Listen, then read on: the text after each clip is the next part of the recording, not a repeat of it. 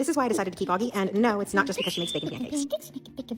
6 out of the 8 birds in my permanent flock I rescued or were surrendered to me with the intention of me finding them a new home. The only exceptions are Talon and Gideon, who I've had since they were babies. Good one. I started rescuing and accepting surrenders in 2020 and have successfully found homes for dozens of birds since then. The birds I've chosen to keep in my permanent flock, I did so for a variety of reasons. But mostly because I didn't feel that they would do as well in another home and may end up being rehomed again in the future. And Augie was no exception. While she is indeed very cute, she is also a bit unpredictable. She would require a very skilled owner to manage all of her eccentricities. What are you doing up here? And someone who would continue to work with her on her training. And finally, yes, bacon pancakes is one reason I decided to keep Augie. She became social media famous almost overnight, and I wouldn't trust someone not to adopt her for the wrong reasons. So here she will stay for the rest of her life, and we're happy to have her.